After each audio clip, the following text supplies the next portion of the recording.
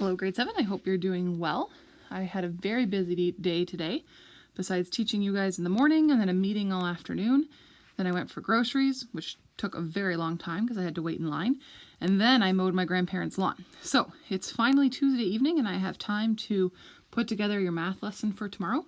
I had to run around my house and find a quiet spot because the other Miss Nyhoff is busy doing a paint night online through Zoom. So she's together with a bunch of friends and she's following instructions from an art teacher to create her own painting. So we'll see how it turns out. So for today, we're going to talk about quadrilaterals. So yesterday you had an introduction video to it online. With quadrilaterals, it's important to remember the different categories that we're working in. So we can make different statements based on this chart here. For example, I could say that all squares are rectangles. Any square also meets the definition of a rectangle, but not all rectangles are squares. For example, this rectangle that we have right over here, it's not a square. We don't have all equal sides. But this square down here, we can say that it is still a rectangle because it has 4 right angles. Just like we can also say that all squares are also rhombuses. So part of your lesson today is you're going to be given different statements where you have to really think about the definitions of each of these quadrilaterals. For example, a rhombus with 1 right angle is one of your questions.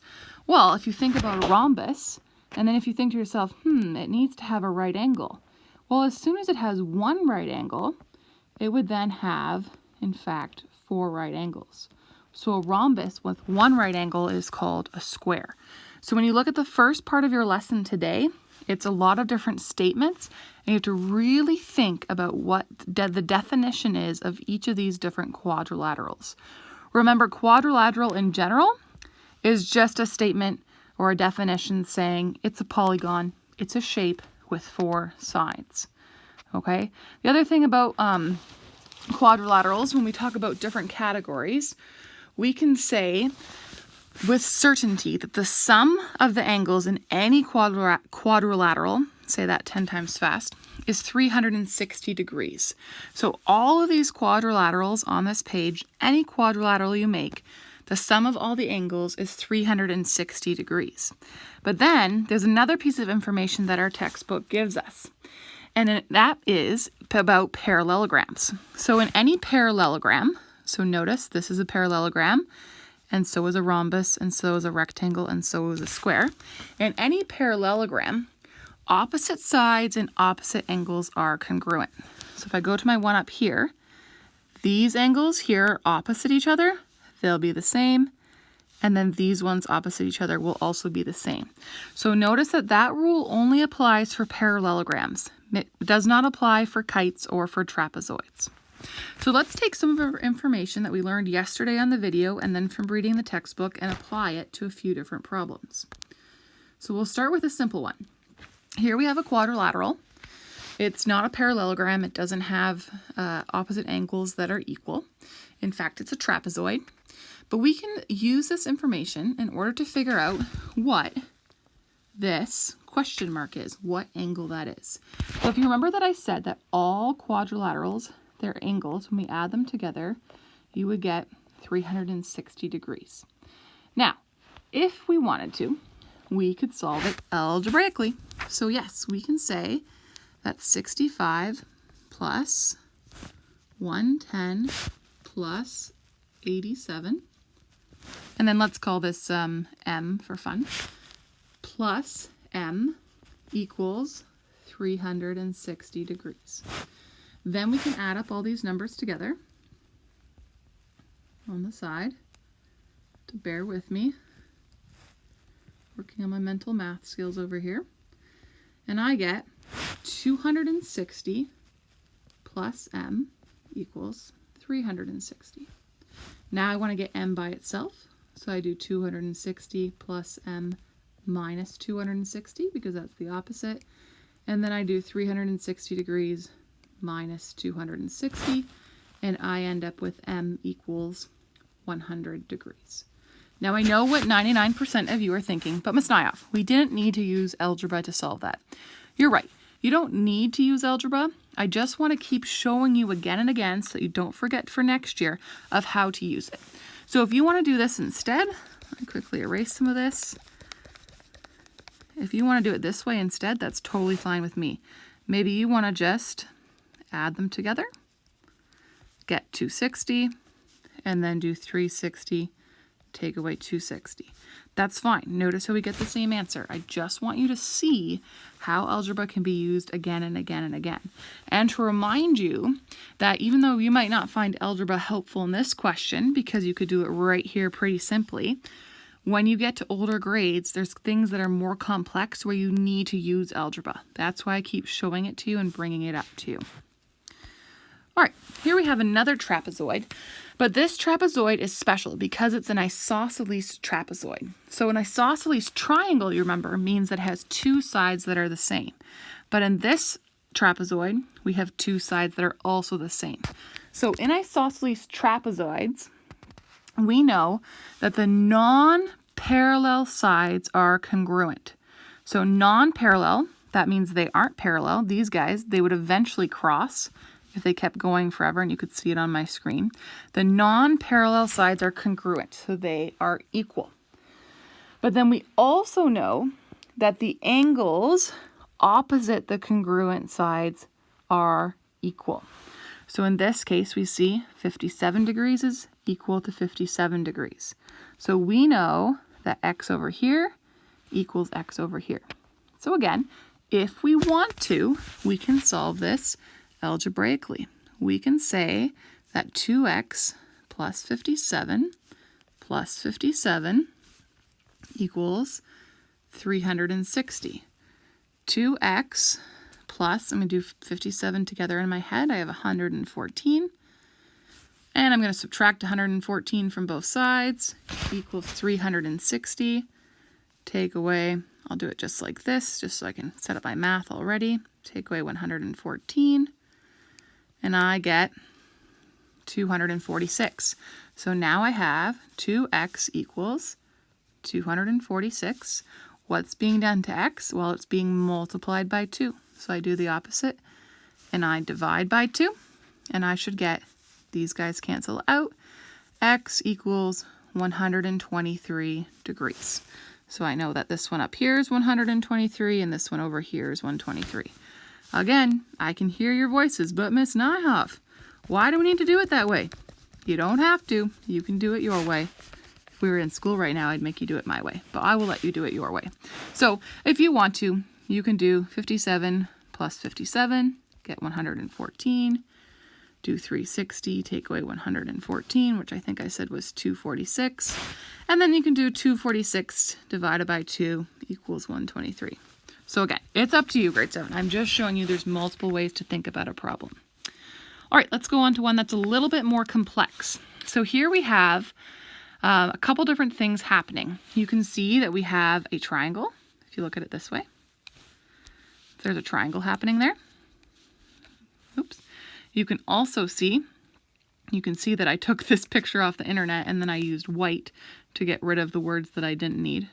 And then I forgot about that and erased it. So let's see if I can fix that so it's not distracting. You can also see that we have a quadrilateral over here. Okay, but now we need to use all of this information to solve for angles C and D. Now, you might think originally when you look at it that there's not enough information, but if we work really carefully, we can find it. So the first thing I'm going to do is I'm going to think back to when we talked about intersecting lines, and we talked about vertical angles. So if I look at number 78 degrees, I can see that it's formed by two lines crossing over each other, and then I can see that the opposite angle is right over here. So it's a little bit small, but right in there we have 78 degrees. Now, why is that helpful to me? Well, it's helpful because now I know 2 out of the 3 angles from this triangle, this tiny triangle right in here. I know 2 out of the 3 angles. So I can do this. 30 and 78 is 108. I remember that there's 180 degrees in a triangle. So I've already used up 108, so to speak. What I can do is I can subtract, and I would get 72 degrees. So now I know up here that this is 72 degrees. Notice when you're solving these types of questions, we often have to solve for other angles that we don't need in order to get to the ones we want. Now, if I look at 72 degrees and angle C, I should notice that they are straight angles. Together they make a straight angle, so they are supplementary. So I should know that C and 72 equals 180. So if I want, I could subtract. I could do 180 take away 72, which I can do in my head. And now I know, oops, I'll switch to black, that like angle C is actually 108 degrees. So now I know one of the angles within my quadrilateral. The other thing I can do is I can go over here by this 44 degrees. Once again, I have an opposite angle. So this is 44 degrees. So now I know that C is 108 and this little corner over here is 44.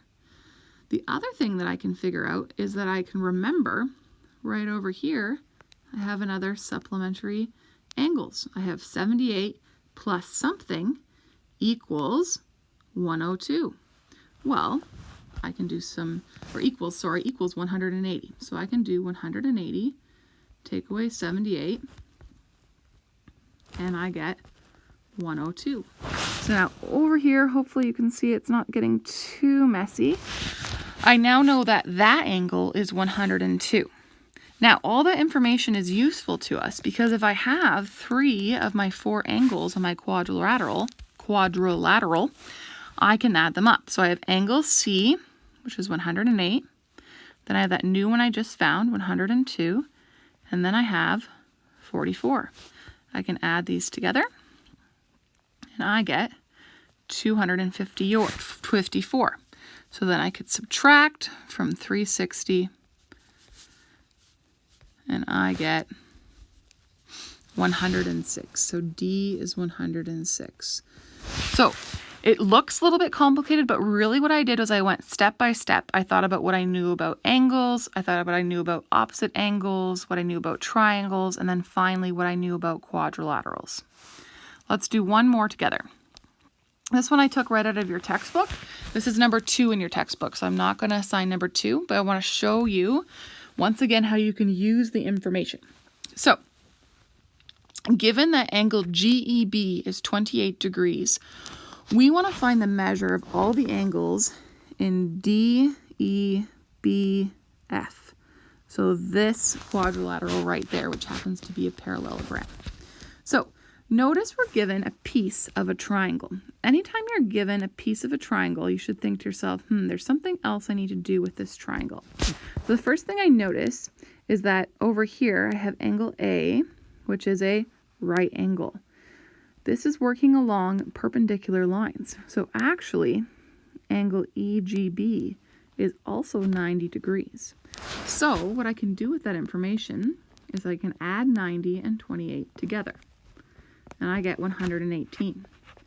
Now again, think of it. I used up 118 degrees of my triangle that only has 180 in it. So I get that this angle EBG, or if you just want to call it B, is 62 degrees. So I've already found one of the measures of the angles in this quadrilateral. Now remember what we said at the beginning of the video, where we said in any parallelogram, which this is, opposite sides are congruent. So if I know what angle B is, I also know what angle D is.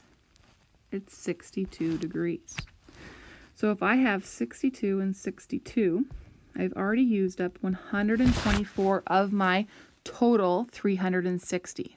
So now I can subtract 124 from 360, and I get 236. Now, be careful. Don't think, well, each angle left must be 236. No, remember, 236 is the measure of angle E and F together. So we need to now divide 236 divided by 2 because they're each sharing the measures of those angles equally. So I get 118. Okay, so E and F are now 118. So again, it looks really complicated at first, but we used one tiny piece of information to solve for the answer. So on your work today, think really carefully about the vocabulary, and think really carefully about the information that you were given. You were given enough information to solve each problem. You just need to work carefully and apply a lot of the skills that you've learned over the last couple weeks. Feel free to chat with me or call me if you have any questions. I hope